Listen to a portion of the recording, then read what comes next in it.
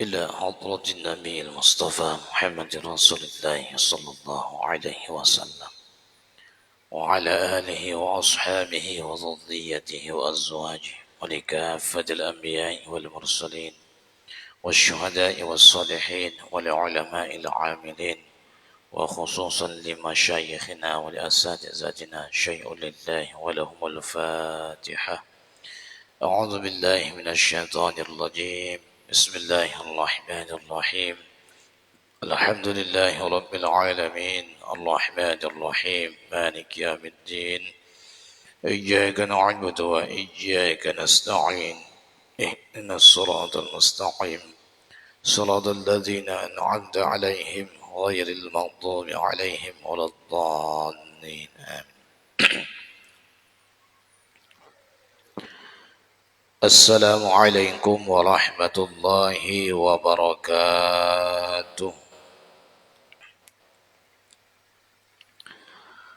الحمد لله بنعمته تتم الصالحات والصلاة والسلام على سيد السادات وعلى آله وأصحابه أهل الفضل والكرامات.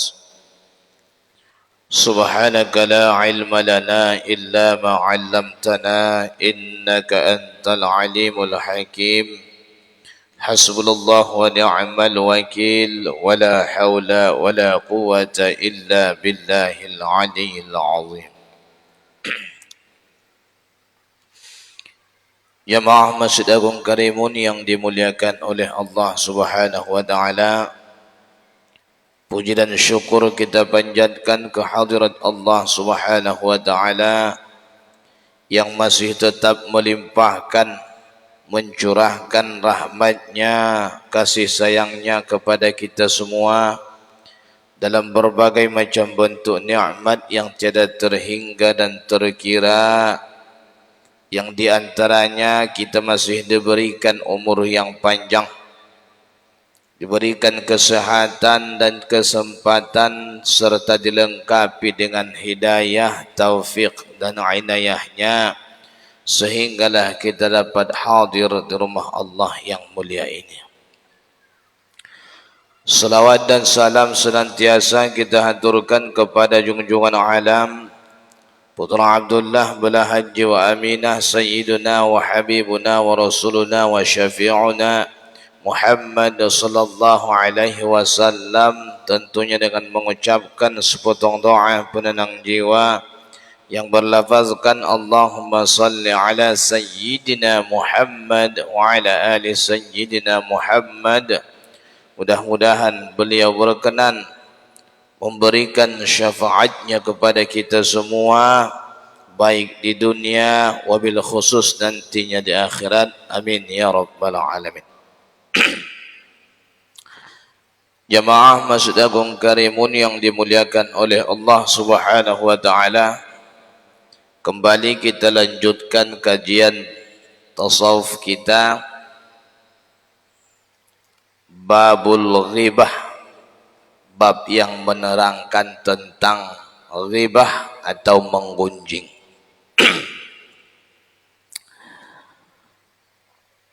Waruya 'anil Hasan al-Basri anna rajulan qala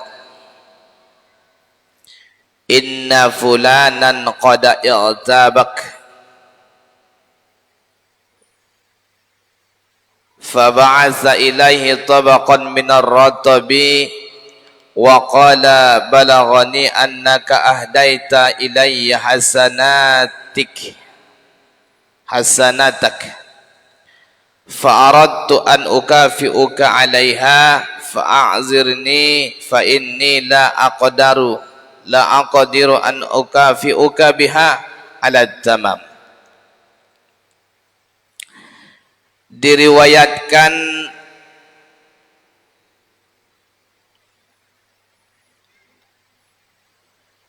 dari Hasan al-Basri,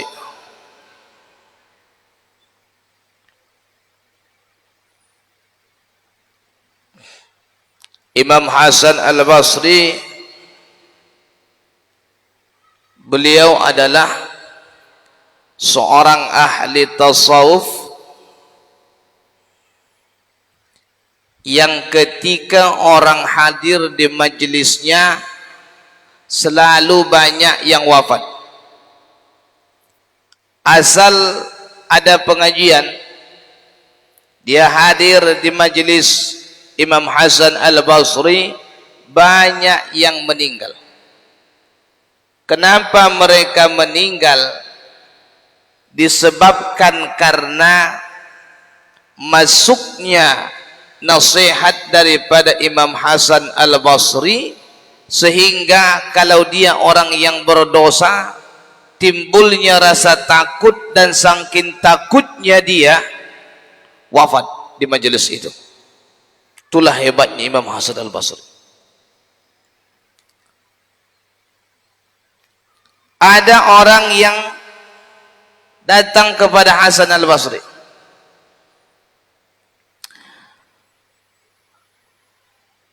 Tuan Hasan Al-Basri, ya saya,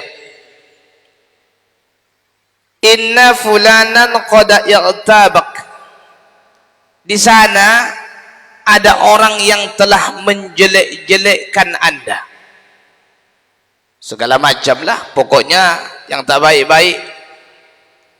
Ada seseorang di sana yang telah menjelek-jelekkan Anda, disebutnya Anda itu begini-begini, padahal tak ada.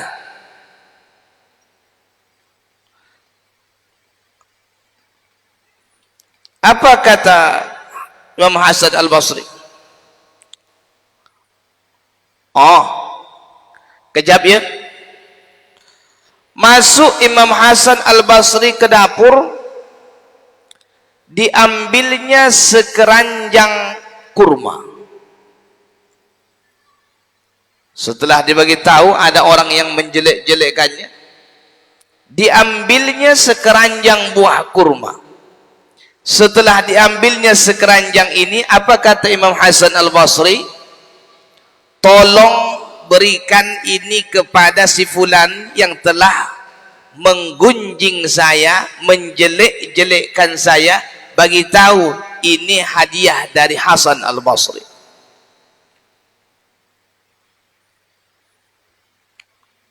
Kan bingung orang yang dikasih amanah nih.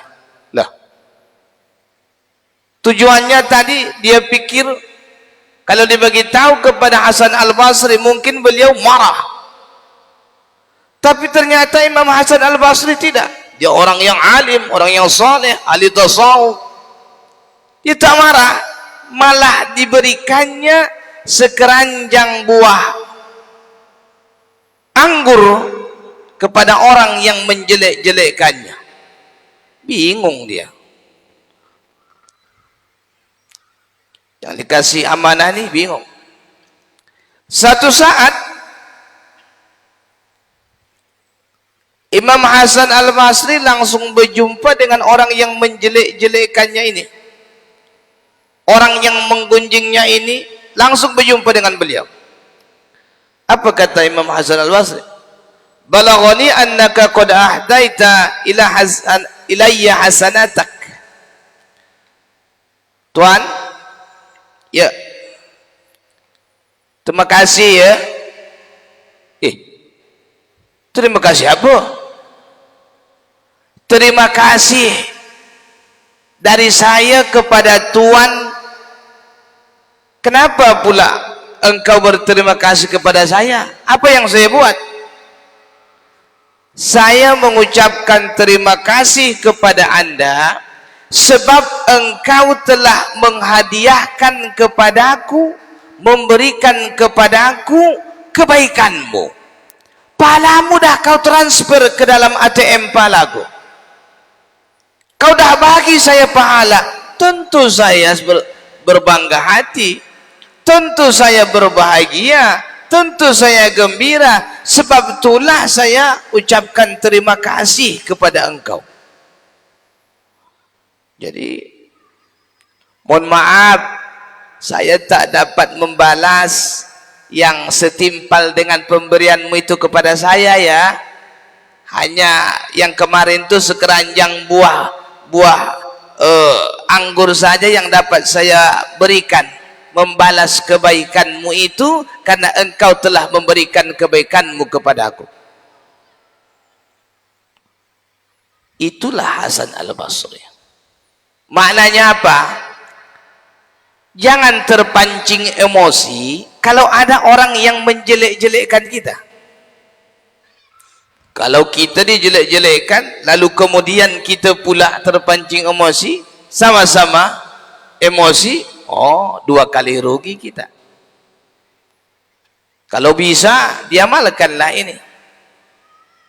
Besok dah tahu orang yang menggunjing kita tuh, kirimkan sarapan, belikan nasi uduk, lontong,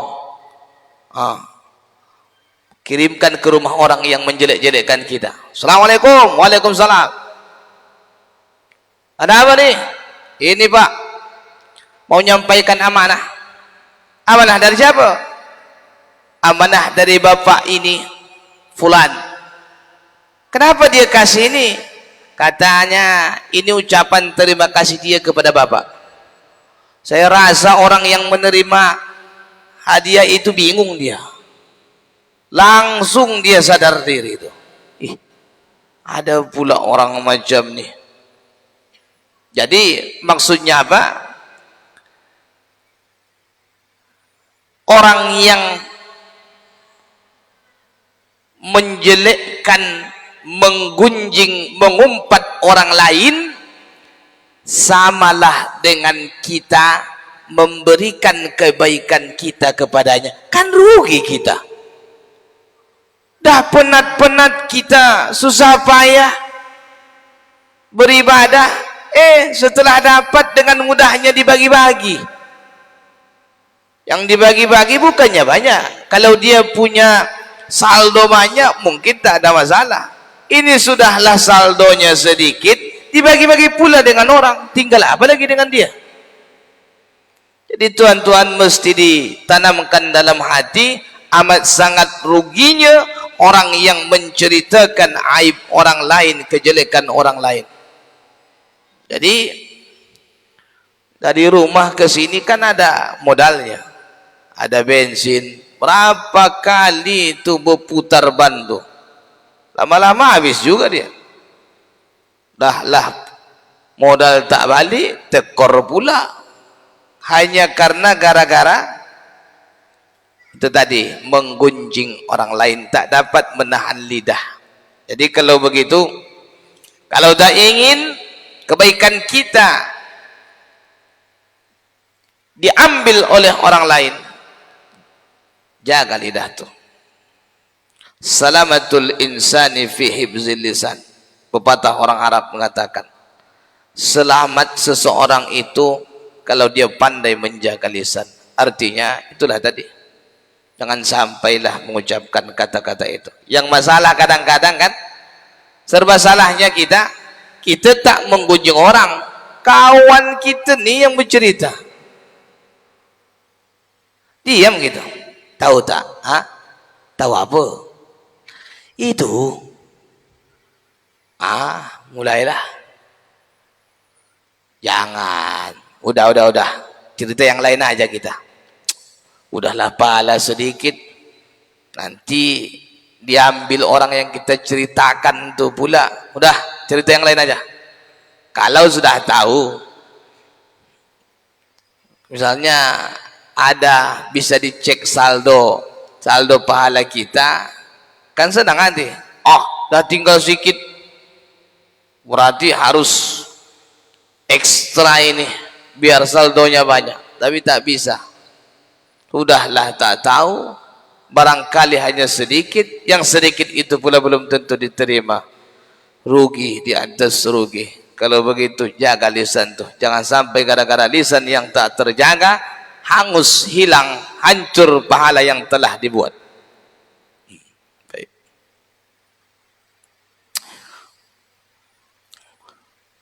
Wa dzukira an Abi Umamah Al-Bahili radhiyallahu ta'ala anhu annahu qala, diceritakan daripada Abi Umamah Al-Bahili radhiyallahu ta'ala anhu bahwa dia berkata, innal abada la yu'ta kitabahu yaumal qiyamati fayara fihi hasanatun lam yakun amalaha fayaqulu ya rabbi min aina li hadza fayaqul hadza bima i'tabaka an-nasu wa anta la tash'ar. Kata Abu Umamah Al-Bahili,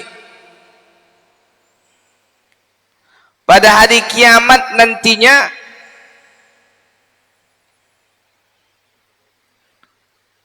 kan diberikan catatan amal kita masing-masing. Semua diberikan. Dalam kitab Al-Hikam yang telah kita baca, setiap 1 jam satu lembar. Setiap 1 jam 1 lembar. Berarti banyaklah tu. Ya. Setiap 1 jam 1 lembar. Kalau 24 jam dalam sehari semalam, 24 lembar catatan tu. Itu kalau sehari semalam. Kalau 1 pekan, kalau 1 tahun, kalau 50 tahun, kalau 60 tahun, banyak. Ya. Setelah dikasih, kata Allah, iqra kitabak, bacalah catatan amal kalian masing-masing.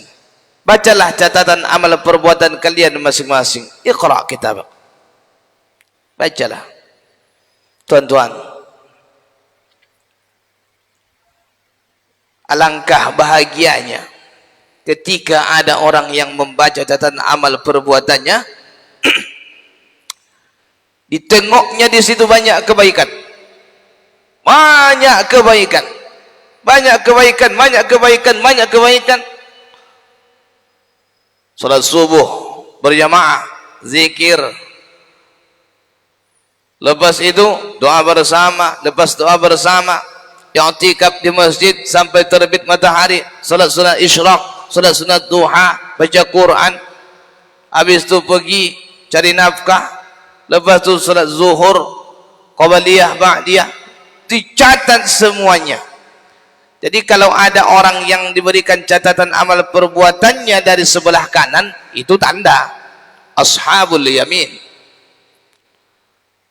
Sebab tu Nabi selalu suka mengkanan-kanani sepanjang hidup beliau. Beliau adalah orang yang ketika bisa dibuat dari sebelah kanan dibuatnya dalam segala hal. Ashabul yamin itu apa? Untuk mengambil barakah dari ashabul yamin. Apa itu? Mengingatkan kita kepada ashabul yamin. Itu tanda bahwa kita selalu ingin menjadi ashabul yamin, sehingga dalam kehidupan ini kalau ada kiri ada kanan, selalu kita dahulukan sebelah kanan. Kenapa? Karena teringat dengan ashabul yamin adalah golongan orang yang selamat. Jadi bacalah Iqra kitabak. Kata Abu Umamah Al-Bahili, ada orang nanti di akhirat ketika dibacanya amal catatan amal perbuatannya, dia terkejut. Terkejut? Iya. Telah tercatat di situ haji. Padahal dia tak haji. Apalagi musim corona. Tak sempat haji langsung meninggal. Ada. Dah berangkat tahun 2020 mestinya. 2021. Tak sempat. Dah berangkat duluan. Akhirnya apa?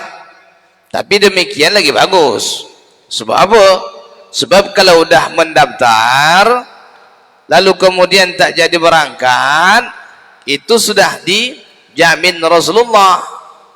Siapa yang berniat mengerjakan satu amalan, berniat saja, belum sampai dikerjakannya, falahu, maka baginya pahala dari ibadah yang diniatkannya. Jadi kalau ada orang yang ingin haji, tak sempat haji meninggal dunia, tak dapat pahala haji.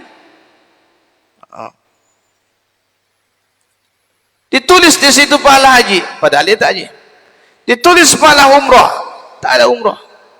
Ditulis pahala bersedekah yang banyak, padahal sedekahnya sedikit. Ditulis pahala banyak baca Quran, padahal baca Qurannya sedikit. Ditulis pahala i'tikaf, padahal i'tikafnya tak banyak. Ditulis pahala rajin ke pengajian, padahal dia ke pengajian pun sekali-sekalinya, angin-anginan. Lantas dia bertanya kepada Allah. Apa kata dia? Ya Rabbi min aina li haza? Ya Allah, agak-agaknya malaikat yang kau perintahkan mencatat amal perbuatanku, agak-agaknya mereka salah tulis lah nih. Salah tulis macam mana? Ini ada nih, catatannya saya haji, tapi saya tak haji ya Allah. Ada catatannya saya umrah, saya tak umrah ya Allah. Ada catatannya saya bersedekah, banyak, sedekah saya cuma sedikit. Apa kata Allah? Jawaban Allah, haza bima i'tabakan nasu wa anta la tash'ar. Ini adalah pahala yang diambil dari orang yang pernah menggunjingmu dan engkau tak tahu. Kau tak tahu. Kau tak tahu kalau mereka sedang menjelek-jelekanmu, sedang menggunjingmu, sedang mengumpanmu, lalu mereka menjelek-jelekanmu. Jadi pahala mereka itu diambillah untuk engkau, seolah-olah engkau mengerjakan amal perbuatan itu. Kalau begitu beruntung tak orang yang digunjing itu? Beruntung. Untungnya di mana? Untungnya di akhirat. Untungnya di akhirat. Kalau di sini, alah, apalah pula ruginya kita dijelek-jelekkan orang? Apalah pula ruginya? Memang kita jelek kok. Apalah pula ruginya kita diumpat orang? Alah, dia itu pura-pura ajanya itu ibadah, tak ikhlas itu. Memang jujur, kan banyak aib kita tuh. Jadi yang paling pantas sebenarnya, kalau digunjing orang kita, kau baru tahu segitu, aku lebih parah dari itu. Biasa senang hati dia. Puas tak? Cakap aja begitu. Itu baru yang kau tahu. Kejelekanku lagi banyak dari yang kau tahu, karena hanya ditutupi Allah saja. Aku lebih jelek dari itu, lebih jahat dari itu. Dah puas engkau? Dah. Saya rasa besok tak mau lagi dia itu. Jadi kalau orang yang dah tahu, berarti berhati-hatilah. Ngapain pula ngasih kebaikan kita kepada orang lain? Baik sangat kita. Orang kita pula tak banyak kebaikan, tak banyak ibadah, dibagi-bagi dengan orang lain. Jadi makanya Imam Hasan Al-Basri tadi berterima kasih karena orang lain dah memberikan kebaikannya kepada dia. Nah, kita pun begitu juga. Jadi kalau ada orang yang menggunjing kita, menjelek-jelekkan kita, kata Al-Imam Ibnu Athaillah As-Sakandari, bagi tahu kepada dia, itu baru hanya sedikit saja dari kejelekanku yang kau tahu. Banyak lagi kejelekanku yang lebih parah dari itu. Itu yang mestinya kita sampaikan ke dia. Karena kalau memang jujur, itulah. Karena Allah tutupinya aib kita. Karena Allah tutupnya aib kita. Banyak sebenarnya yang kita rahasiakan dari orang banyak. Yang seandainya Allah bukakan, tak mau kita berguru kepada si fulan, tak mau kita menjadi murid daripada si fulan, tak mau kita berkawan dengan si fulan. Tapi itulah baiknya Allah Ta'ala, ditutupinya aib kita, sehingga hanya kita dan Allah Ta'ala yang tahu. Kalau sempat dibuka, yang begitunya rupanya kawan itu, tak payah lagi berkawan dengan dia. Tapi Allah tutup. Ya Sattar, dengan nama Allah salah satunya Ya Sattar, Sattarul Uyub, wahai zat yang menutupi aib yang banyak. Ya Sattarul Uyub, Kashiful Ghurub. Nah, begitu. Ya Maha Masjid Agung Karimun yang dimuliakan oleh Allah Subhanahu wa taala. Qala Ka'bul Ahbar, telah berkata Ka'bul Ahbar, qara'tu fi kitabil anbiya'i, kutubil anbiya'i alaihimus salam, anna man mata taiban minal ghibati kana akhiru min man yadkhulul jannah, wa man mata musirran 'alaiha kana awwalu man yadkhulun nar.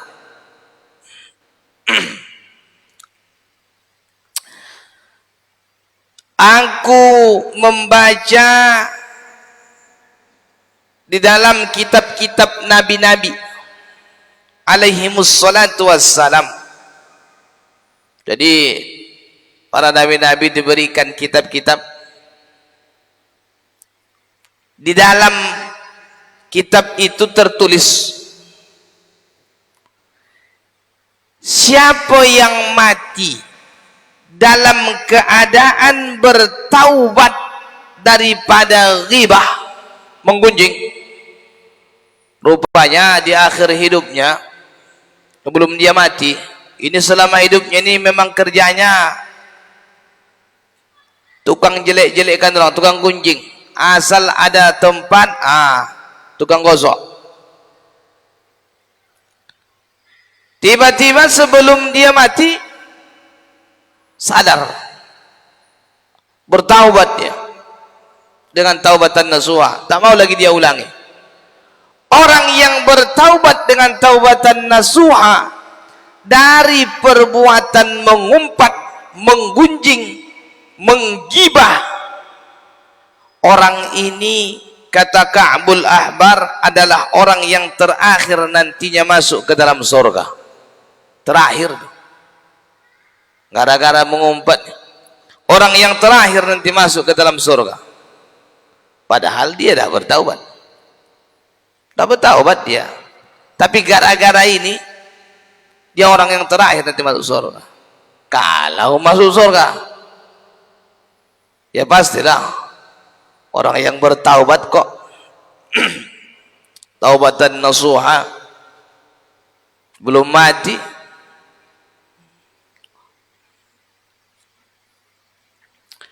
Siapa yang mati dan tidak bertaubat daripada menggunjing orang lain, tak bertaubat, memang sampai mati tak ada dia taubat. Kalau tak mengunjing orang lain 3 kali sehari sakit perutnya, agak-agaknya begitulah gambarannya. Kata Ka'bul Ahbar, orang ini kalau memang dia tak sempat bertaubat daripada sifatnya yang selalu suka menggunjing, menjelekkan orang lain, maka orang ini adalah orang yang pertama masuk ke dalam neraka. Jadi kalau dia taubat, terakhir masuk surga. Kalau tak bertaubat, pertama masuk neraka. Itu kata Ka'bul Ahbar. Itu membuat kita semakin berhati-hati dan waspada. Jaga-jaga lidah itu.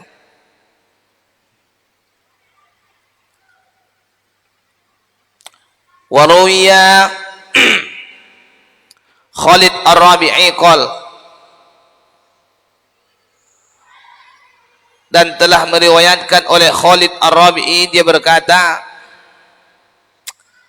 kuntu fil masjidil jami'i fatanawalu rajulan. Namanya Khalid Ar-Rabi'i. Dia berkata, saya sedang berada di masjid jami'. Begitu saya masuk, saya dengarkan ada sekelompok orang sedang menggunjing Ada sekelompok orang sedang menggunjing. Rupanya itulah di masjid itu pun kadang-kadang tak terasa dibuat juga tempat menggunjing. Jadi bukan hanya di zaman kita ini saja, zaman dahulu juga memang sudah ada. Jadi masuk Khalid Ar-Rabi'i ke dalam masjid jami, satu masjid jami, dia dapati ada orang yang sedang menggunjing. Fanahaituhum an zalik, lalu kemudian saya larang, ini masjid, jangan membicarakan aib orang lain. Kalian ini dah tahu masjid pun jangan, berdosa gitu. Dilarang dia. Diam orang tuh. Rupanya tak lama setelah itu balik lagi, kembali lagi mereka menggunjing.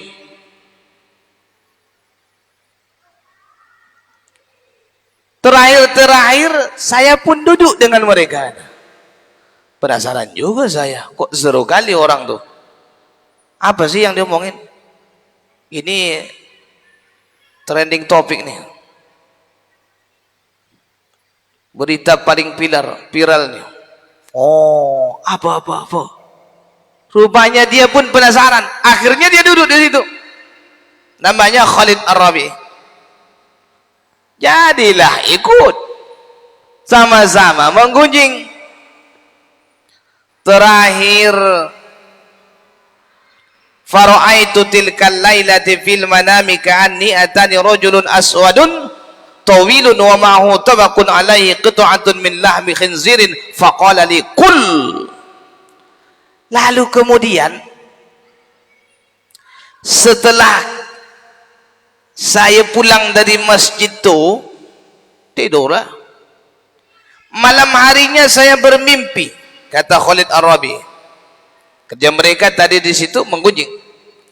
Pulang ke rumah malam harinya saya bermimpi. Dalam mimpinya saya tengok ada seseorang yang berbadan besar, tinggi, hitam. Dia membawa satu piring. Di piring ini ada daging babi. Di piring ini ada daging babi yang busuk.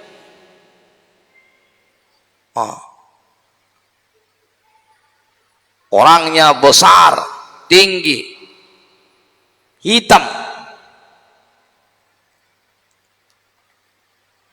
Siapalah yang paling hitam di sini? Lagi hitam itu. Kata orang yang besar ini, kul, makan dengan suara yang keras. Kul, fakultu akilu lahmil khinzir, wallahi la akiluhu. Makan daging babi, makanlah, jangan banyak cerita lagi. Demi Allah saya tidak akan makan daging itu. Saya tidak akan makan daging itu. Lalu kemudian fantaharoni intiharon syadidan, dia membentakku dengan suara yang keras. Makan, katanya. Tuh kejut kawan tuh. Makan. Wa qala qad akalta ma huwa syarrun minhu. Allah, kau ini tak makan daging babi, yang lebih jelek dari daging babi kau makan tahu.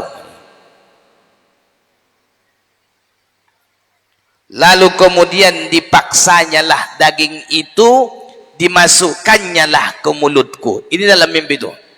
Dimasukannyalah ke mulutku. Sampai akhirnya Khalid Ar-Rabi'i, dia pun terkejut dari tidurnya. Terkejut dia.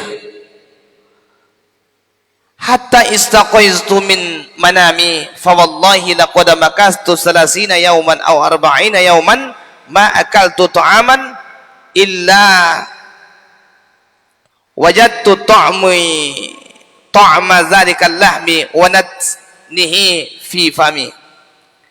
Setelah aku terbangun, kata Khalid Ar-Rabi'i, setiap aku makan selama 40 hari masih terasa lagi di lidahku rasa babi yang kumakan dalam mimpiku dan bau busuknya. 40 hari. Ini yang dirasakan oleh Khalid Ar-Rabi'i ketika dia ikut di dalam kumpulan, di dalam satu majlis itu ya duduk-duduk bersembang-sembang, tapi diisi dengan ada satu dosa, yaitu ghibah. Jadi tuan-tuan yang dimuliakan oleh Allah Subhanahu wa taala, sebab itulah jangan kita menganggap remeh dengan dosa ini, karena ini dosa besar. Asal ada ayatnya, asal ada hadisnya, dosa besar lah itu. Itu di dalam tafsir Jalalain. Apa yang disebut dosa besar? Dosa besar ialah apabila ada janjian siksa baik dari Al-Quran atau dari hadis Rasulullah, maka disebutlah ia dengan dosa besar. Ghibah ini ada ayatnya, ada, dah kita sebut, ada hadisnya, ada kisahnya, ada, dah lengkap. Kalau begitu dah cukuplah pengetahuan kita tentang ghibah ini supaya kita berhati-hati. Sudah cukup. Tinggal kita berusaha dan meminta pertolongan kepada Allah supaya Allah menjaga kita. Salasatun iza kunna fi majalisin farahmatu anhum masrufatun. Ada tiga. Ada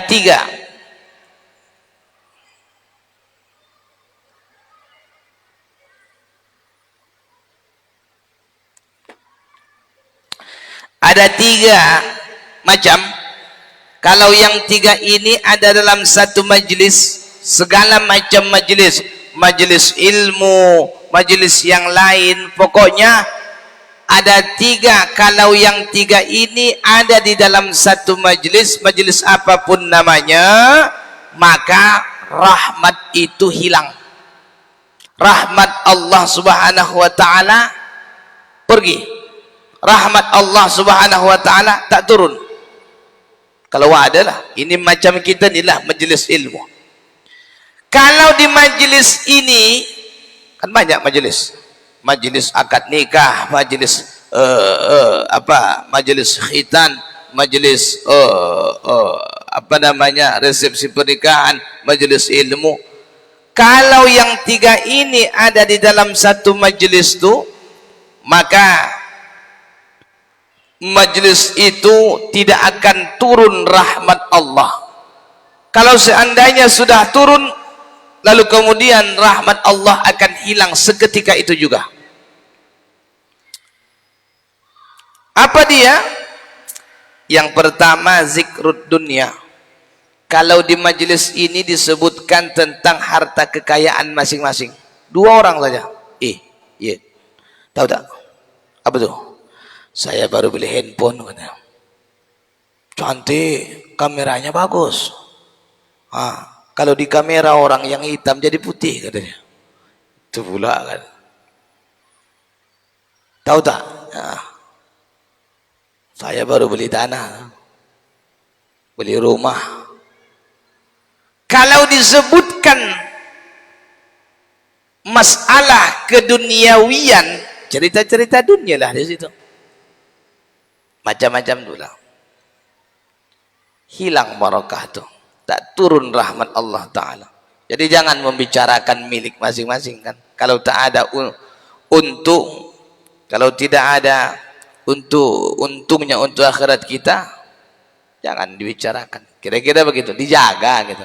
Supaya jangan turun itu. Jadi makanya jangan diceritakan masalah keduniawian yang Allah titipkan kepada kita. selama kita berada di satu majlis. Janganlah pula gara-gara kita hilang barokah tuh, hilang rahmat Allah Ta'ala. Kalau orang tahu gara-gara si fulan tuh, akan malu kita. Satu. Yang kedua, apabila ada di dalam satu majlis hilang barokah, tak turun rahmat Allah, wadhahku, tertawa terbahak-bahak, tertawa terbahak-bahak. Itu kalau sudah tertawa terbahak-bahak, hilang rahmat. Tertawa tu boleh. Nabi tertawa tak? Tertawa. Apa beda tabassum dengan doh?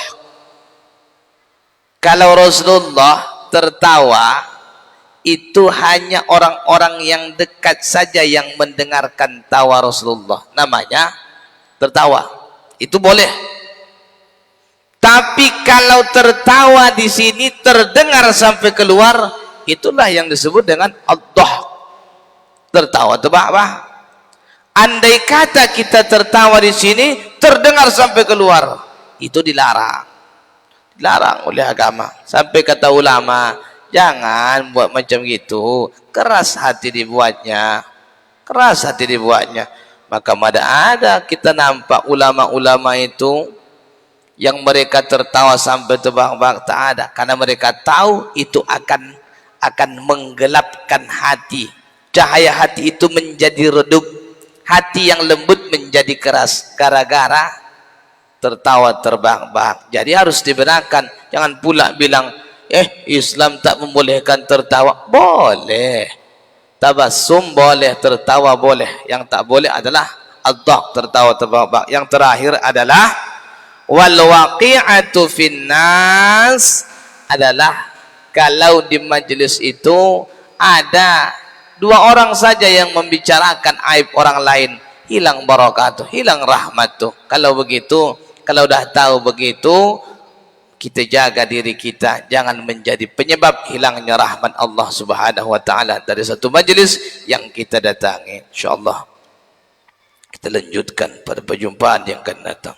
A'udzubillahi minasyaitonir rajim. Bismillahirrahmanirrahim. Alhamdulillahirabbil alamin. Wassalatu wassalamu ala asyrafil anbiya'i wal mursalin wa ala alihi wa sahbihi ajma'in. Rabbana anfa'na bima 'allamtana wa 'allimna alladhi yanfa'una. Rabbi zidna 'ilma warzuqna fahma. Allahumma rzuqna fahman nabiyyin wa hifzal mursalin wa ilhama malaikatir rahmatin bi rahmatika ya arhamar rahimin. ربنا آتنا في الدنيا حسنة وفي الآخرة حسنة وقنا عذاب النار وصلى الله وسلم عليه والحمد لله رب العالمين والسلام عليكم ورحمة الله وبركاته.